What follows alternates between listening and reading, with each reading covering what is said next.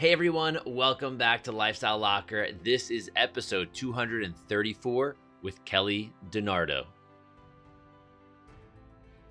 Hi, I'm Dr. Josh Hant, and welcome to Lifestyle Locker Radio, where we help you create an awesome life and lifestyle. From nutrition to fitness, mindfulness to peak performance, and relationships to money mindset, we bring you on an amazing journey to help you unleash your human potential. Hey everyone, welcome back to Lifestyle Locker Radio. We have an amazing guest today. Her name is Kelly. She's going to tell you a little bit about herself. But just so you know, we're going to talk a little bit about yoga, a little bit about headspace, a little bit about maybe even writing. So Kelly, welcome to the show. Thank you. Thank you for having me. I'm glad to have you. I love having our little pre-chat that we had and realizing that, right now we're hundreds of miles apart, but growing up, we were probably 20 miles apart, which is really weird.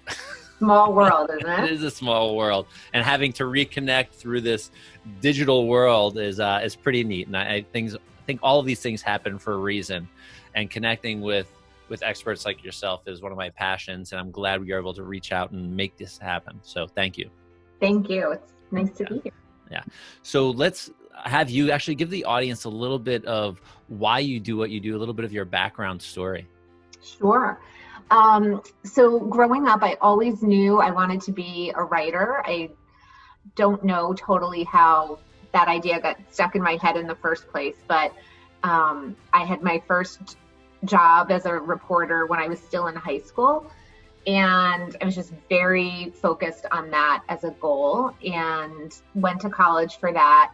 And I moved from the New York area to DC to work for USA Today as a journalist. And I loved it. It was a good job for a long time. And then this always sounds so cliche, but my mom got sick with leukemia. She's been in remission for a long time now. Oh, good. And September 11th happened, and I just needed my life to mean a little bit more. I was on the entertainment desk, so covering a lot of J-Lo and movies, things like that. I needed it to be more. And I ended up leaving my job to freelance, and the universe has a giant sense of humor. So of course my first assignment was for Glamour magazine, and it was how to get a better butt. And I interviewed J-Lo's personal trainer. So I couldn't escape it. Very funny. But when I left my job, I got this great advice from another freelancer who said, just make sure you do something to get out of the house every day. And this is dating myself, but I was teaching step and sculpting classes at one of the local gyms as like a little bit of a side hustle and a little bit of a way to get out of the house every day.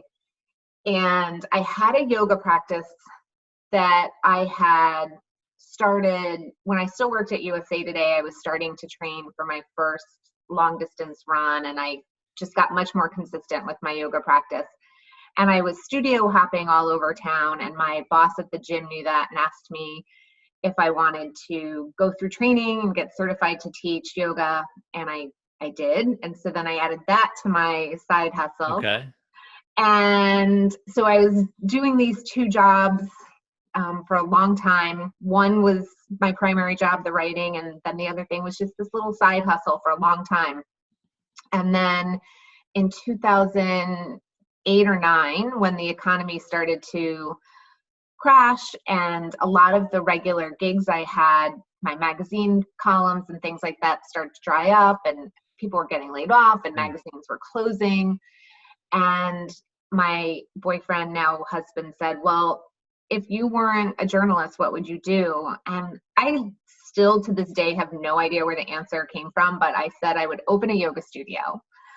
And once the idea kind of popped into my head, I couldn't really let it go. And within 6 months, I had opened up my yoga studio in DC, past tense. And thankfully, journalism is not dead. I think it's actually more important now than ever. And I do both jobs. still. And I always joke that I have two very poor paying jobs to make a decent job, but it's okay because I get to do two things that I really love. Yeah. So yeah. I think it's pretty neat that you're writing almost other people's stories, if you will, and then you had to have that aha moment where you started to write your own story way back before, 6 months before opening a yoga studio. Yeah. And I think that's a really neat journey, and I would love to have that visualization, that picture of how all this starts to happen. And I think it's neat because when under stress, when under tension, we tend to do one of two things, right? We either run away Mhm. from a problem, or we start to go towards an opportunity. Yeah. And you started to look for something that was soothing and healing, which is pretty interesting. Yes. And they, for a long time, they felt like disparate jobs and disparate parts of my personality. And I ended up writing this story for Martha Stewart Living a couple years ago on happiness. And one of the keys of happiness is living a purposeful life. And one of the experts I interviewed has everybody write a mission statement. And I went through this whole exercise with him as part of this story. And it helped me realize that the two jobs aren't really disparate. They're both about being curious and about exploration. And it started to help me make sense of my own life, and these two different jobs actually go together quite nicely. So. Yeah, you were investigating life. Yes, Right. exactly. Right. I think that's really neat. So I know you have a new book, Living the Sutras, and I need yoga for dummies, right? That's me right now. And I want to bring this into the conversation because it says a guide to yoga wisdom beyond the mat. And for someone that has done very little yoga in my life, I have done it, and I do find a lot of benefit. And I was saying, pre-show with you that I love, after going through the whole practice, when I think, what do they call it? Shavasana? Is that what it's called? Right. Mm-hmm. Okay. And I get lying on my mat in my living room, and, I can get hit by my wife because I start snoring. I get so relaxed, right? Type Yeah. of thing. So there is definitely a mind body connection. And I truly, I don't even believe, I know that this is real, because we all humans, we feel it, right? We sense this thing. So can you explain a little bit about what that actually means, beyond the mat, the yoga wisdom, right? Yeah, absolutely. And, and I think your experience is pretty typical. I mean, as I mentioned, my practice became much more consistent when I started running Mm-hmm. more regularly. But the thing is, you stay on the mat for all those other reasons. And you're starting to hint at that like relaxation and the mind body connection. Mm-hmm. So, the physical part of yoga that we know now is just one very small part of it. So the Yoga Sutras is this foundational text that was written 2,000 years ago. And it did not, we don't know a lot about the person who wrote it, or people. And that wasn't the invention or start of yoga. Basically what they did was codify this oral tradition that had been passed on. And in doing so, they talk about 8 limbs of yoga, and the asana, or the physical part, is only one small bit of it. So the other components would be, there's a moral code, essentially, there's 10 of them. So people often call it the 10 commandments of yoga, which I don't like because it feels very dogmatic, but basically they're guidelines for how to interact with the world and others and treat yourself. And then there's asana, which is the physical portion, and then pranayama, or breath work, and controlling your breath and kind of regulating it as a way of going deeper in. And then there's one that is basically the first step of concentration, but being able to work on controlling your senses and your sensory awareness, I guess would be the best way to put it. And then the last 3 of this whole 8-limb system are actually different stages of meditation. So yoga is actually, and the postures is actually just a way of working inward to calm the chaos of our minds. And that's just one step in it, but that's what it actually is. Yeah, it sounds like when as a chiropractor, and I've mentioned this on other shows, so if some of these people may have heard it, but we practice something called present time consciousness. Mm-hmm. And it sounds almost like that's what you're saying. I can't walk into a room with a patient and be thinking about my mortgage. Like No. those two things are not in alignment, no pun intended. Those are not in alignment. So if I'm not 100% Right. there with the person that's there, I'm doing myself an injustice and them. Right. So like, that's something we really like, and we have our cues in our practice for ourselves, like holding on the door and saying it's showtime every time we walk into a room with a patient in our heads, just so it's focus and present time consciousness. So it sounds like I'm putting it like in this little circle of, thing, but that's what it sounds like to me. No, and I think that's perfect way of looking at it. So a lot of people compare it to the flow state. I mean, Amy, my co-author, and I compare it to the flow state in the book, but that point where you are fully focused and engaged and in the present moment, and you have that Zen state because you're in that flow period, that's essentially what we're going for with yoga, to learn how to be in that and to be in that more often in our regular life. Yeah. And so if that's the actual definition of yoga, at least according to the Yoga Sutras, then when you're on, I'm guessing as a ultra marathon runner, when you go on a nice long run and you get lost in that and you're in that state, that actually would count as your yoga practice. Okay. So, I guess it makes sense, right? From a mind body perspective, if you're in that conscious state, then that would be yoga. That's pretty neat. I always tell people like, well, how do you run that long? I go, well, you have to break through. It's not like, oh, yay, I'm running, but it becomes a mind game. I tell people you first run with your body. Yes. Then it becomes a head game. And then it becomes a heart game after that, because everything up here wants to break down as well. Once you start to really get lost in your own mind, then it just becomes a heart game. And it's just like you're one with, and it sounds cheesy, but like one with the universe. And I can just feel like I can just keep going. That's not cheesy at all. You entirely just described yoga as that. I mean, that's the order of the 8 limbs is important, right? Like first you figure out how you interact with the world, and then you start dealing with your body. And then you go inward and you start dealing with your mind, and then you go inward and you're dealing with your spirit and your soul. And I mean, you just perfectly described yoga.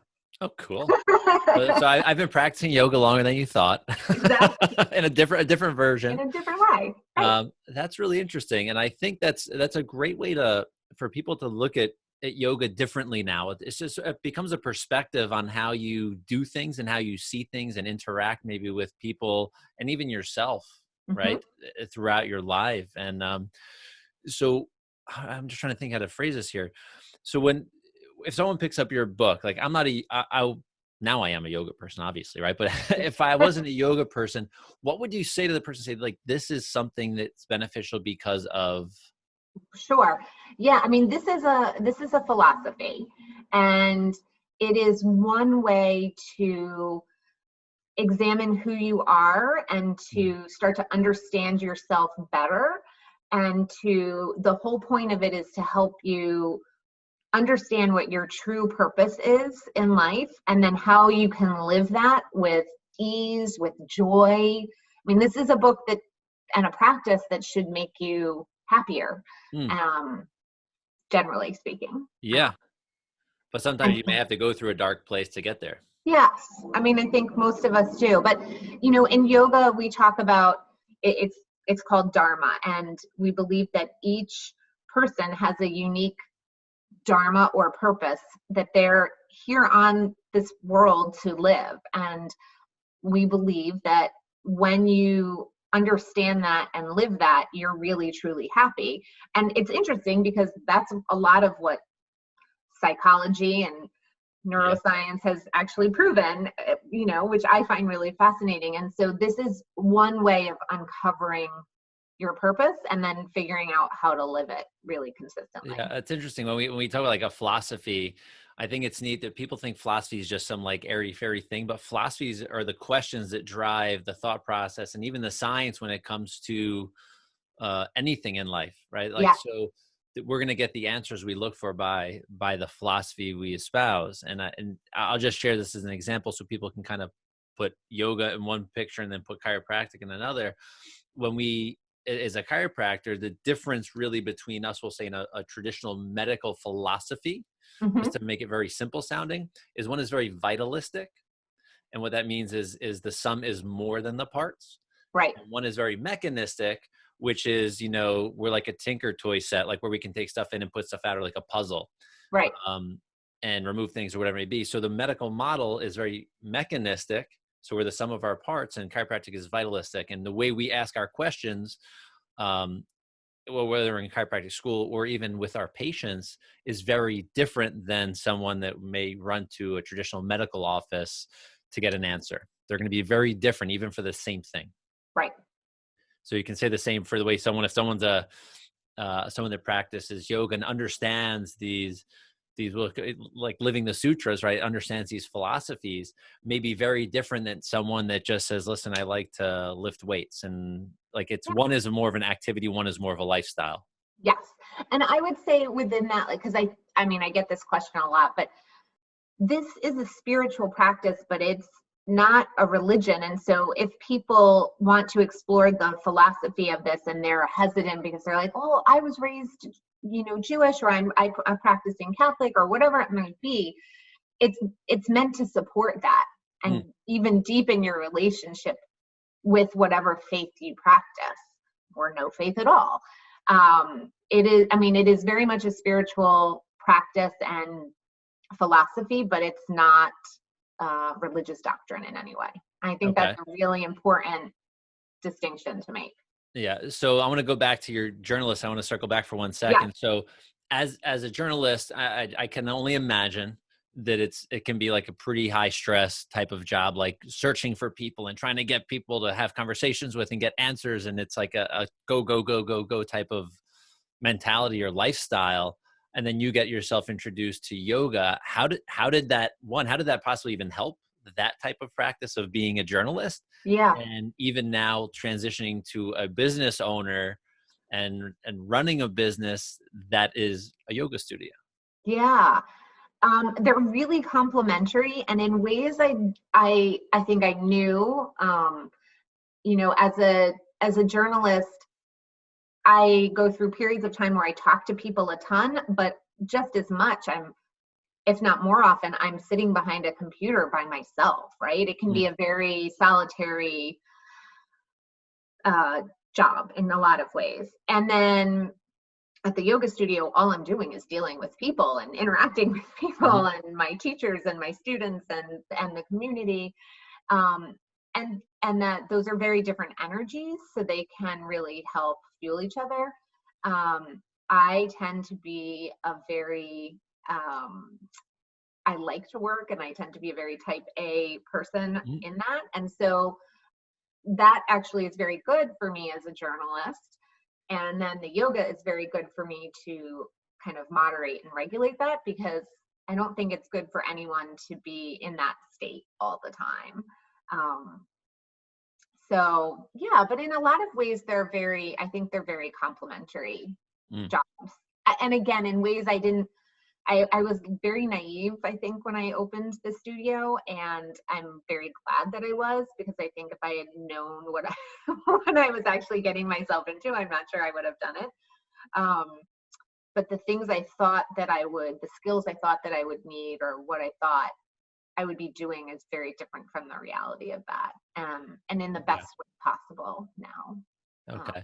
Yeah. Interesting. I think that's you saying complementary, so they're not against each other. They work with each other at the same time.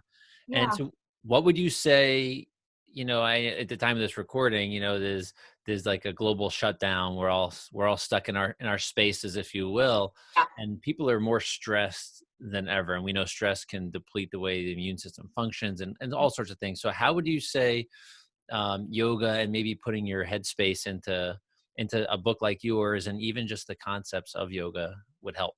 Yeah. The quickest and fastest way is actually with breath work. And I mentioned that that's one of the main 8 limbs of yoga. And what happens is, when you're exhale is even just a little bit longer than your inhale, Mm. it automatically calms your whole nervous system down. It triggers the parasympathetic response.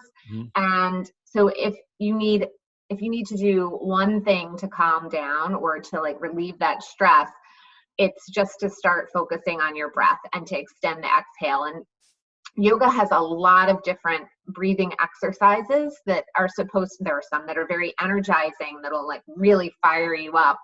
There's some that help with focus and concentration or digestion or any of that. But for anxiety and stress, the one that I would recommend is called 2-to-1 breathing. And you just want to extend your exhale to be twice as long as your inhale. So that's a really simple, straightforward thing to do. I think the other thing, like with our book specifically, I think examining the things, our book is all about self-inquiry, really. And I think examining the things that, the habits and the underlying patterns that might be causing that stress will help you relieve it in a much longer term way. And then I think the last piece of it is to help people develop a meditation practice to find that flow state more often. And it doesn't have to involve sitting on a cushion. And, you know, I think there's this image we all have of like a bearded guru on a mountaintop. It doesn't have to look like that at all. It can, but whatever it is, you know, we talked about for you, it might be running. I really like coloring with my son. Like that can do it for me sometimes. It can be gardening or listening to music or journaling, but whatever it is that gets you into that meditative, focused flow state, I think is really important. And actually, one of the exercises we have in the book that I really recommend people do is to just brainstorm all the times and all the places that you are in that state, and then start to notice patterns. Like, is it when you're outside? Is it when you're moving? Is it when you're creating? And then that helps you bring more of that into your everyday life. And that just will help you overall calm down and let some of that stress go. I like that's a really neat way to think about what can get you into that state, into that meditative flow style state. You know, like it's really just find out what you love doing. Yeah. Like I think that's such a great thing. And you know, with everything that's going on and being able to practice things like that, I think people have the potential to leapfrog out of the situation versus crawl out of it, as many I think will, because it's really powerful when we can actually start to take ownership of what we love to do and figure out how we can make it part of our life more. And I think that's, I mean, really the direction that you were saying. It's, you know, you start journaling or start writing out that list of what makes me happy, what makes me feel.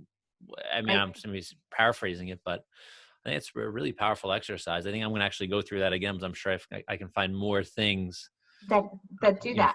For me, when I did it, I realized that everything on my list was like skiing and hiking and running, and I realized that it was being outside and being active and moving. Like there seems, for me personally, I have this internal frenetic energy that needs to be worked out before I can find that calmer headspace. And I think just recognizing what your personal patterns are is really important.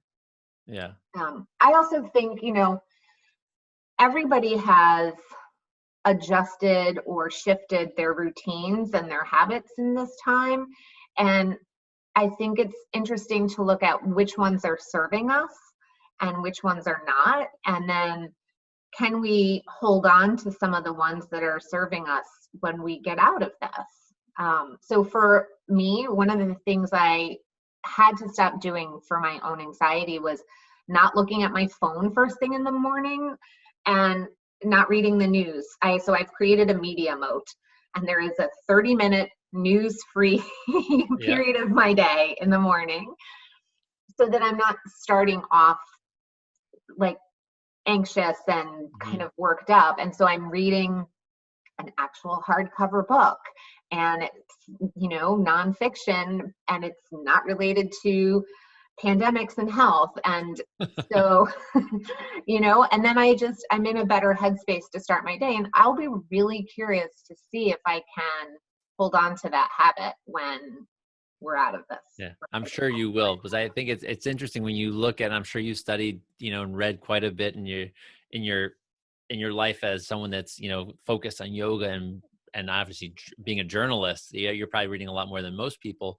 But when we study people that are successful, those morning habits are really, they can Really define our day and then eventually define our lives. Mm-hmm.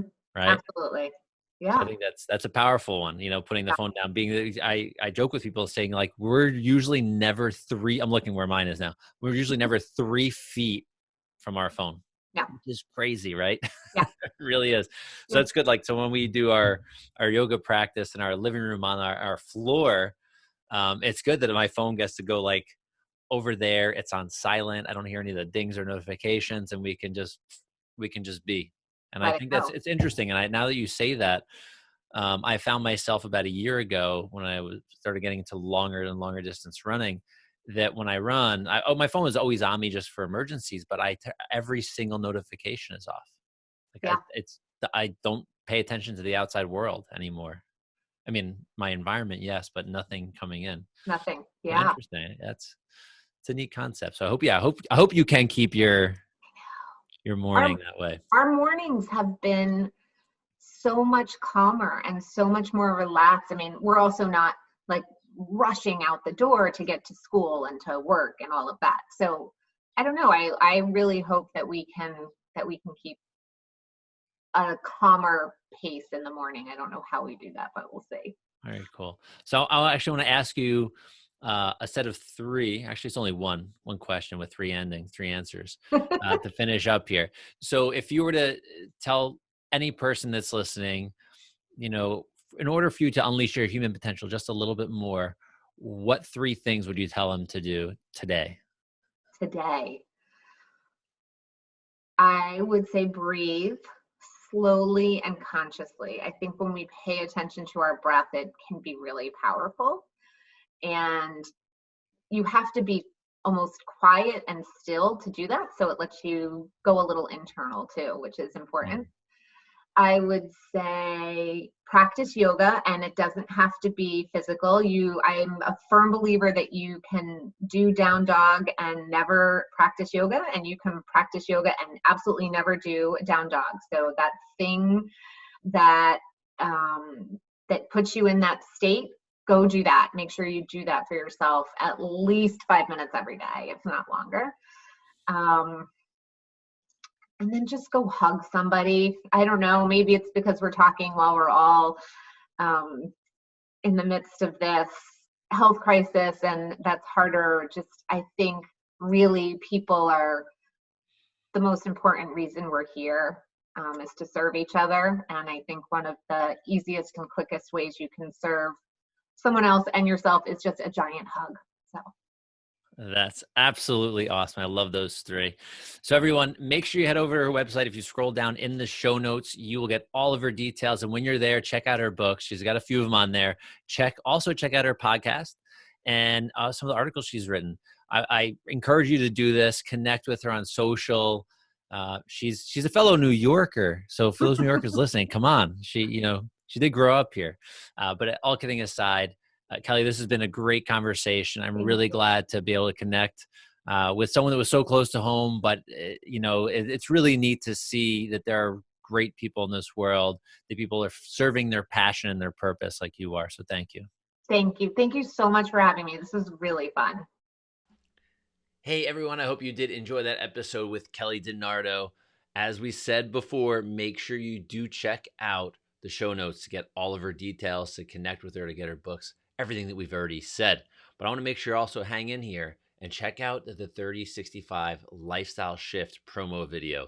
It's about 3 minutes long. It's really awesome. We put a lot of energy and effort into it. And if you are starting your lifestyle health journey, this is something you're going to want to watch. And then you're going to want to dive a little bit deeper and connect with other videos that you can teach you more about the program and about how you can be helped.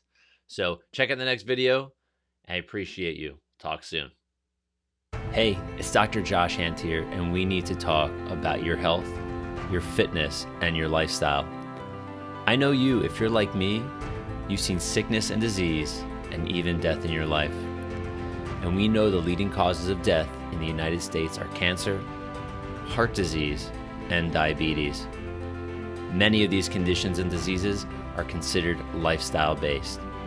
And I know that lifestyles in the United States and other countries are not where they should be. We also know that they make you more vulnerable to other sicknesses and conditions. We tend to get our advice and recommendations on health from commercials and marketing, from fast food to pharmaceuticals, and not from experts with real-world experience. Unfortunately, we follow people or products who don't walk the walk or talk the talk. They simply just don't care about your health. It's just about their bottom line. I know we've heard it from our friends and from even our own self-talk that we don't have enough time, we can't make the changes, or there's just too much to do to be healthy. But there is a way to actually take control of your lifestyle and have the accountability and the support you need. We can be bigger than our excuses. For the past 14 years as a chiropractor, I've worked and continue to work with thousands of patients with their lifestyle and ultimately their health. I am now bringing the same philosophy to the online space where we can work as a group to get better, stronger, healthier, and be bigger than our excuses every single day.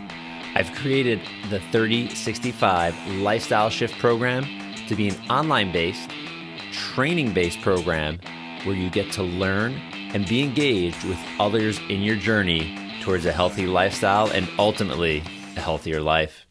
To be part of this amazing movement, it's just $5 a month. Yes, it's only $5 a month, and that seems too good to be true. Well, it's not. So for the price of a gourmet coffee, you will have access to an amazing program and amazing people that want the best for you too. So when you dive into the content below this video to learn about our lifestyle philosophy, you'll see that we are incredibly unique. No other online program focuses on lifestyle the way we do and delivers the quality and the quantity of content that we do for just $5 a month. And it's not just about the movement. There's a lot more. It's really about your health. So check out the details and other videos below. And when you sign up, I'll even send you the ebook, Inside the Locker, which dives deeper into creating an awesome lifestyle. I look forward to seeing you on the inside of the Lifestyle Locker 3065 Lifestyle Shift Program.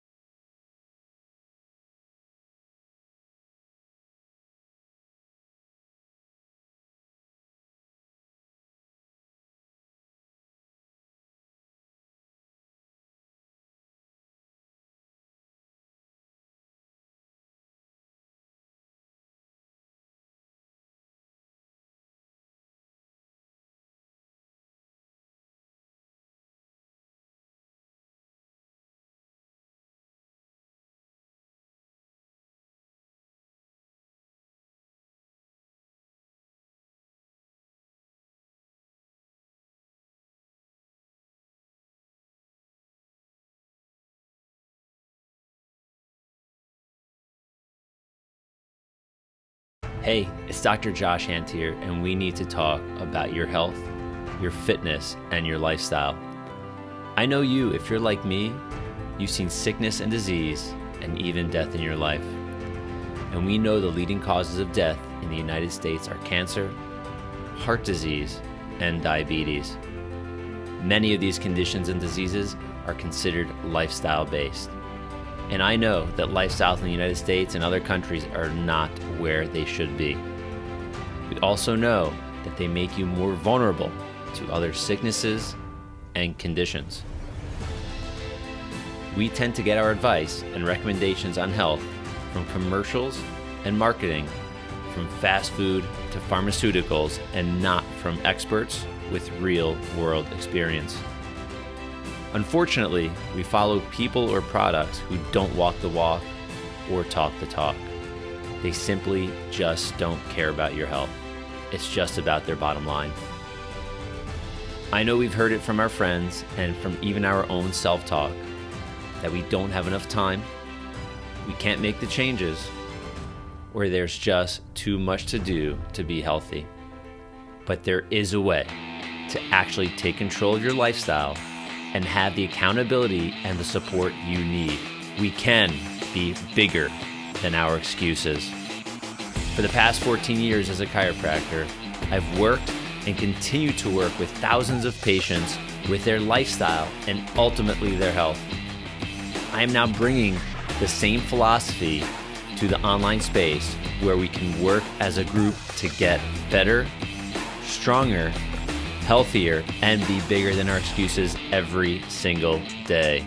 I've created the 3065 Lifestyle Shift Program to be an online-based, training-based program where you get to learn and be engaged with others in your journey towards a healthy lifestyle and ultimately a healthier life. To be part of this amazing movement, it's just $5 a month. Yes, it's only $5 a month, and that seems too good to be true. Well, it's not.